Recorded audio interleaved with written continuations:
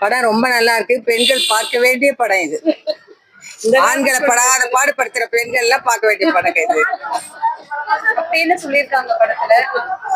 Madam ஆண்களோட கஷ்டத்தை சொல்றாங்களே மேடம். ஆண்கள் எவ்வளவு கஷ்டப்படுறாங்க. எங்க எடுங்க பெண்கள் சொல்றதான் உலகமே நம்புது. ஆண்கள் சொல்றத நம்புறதே கிடையாது.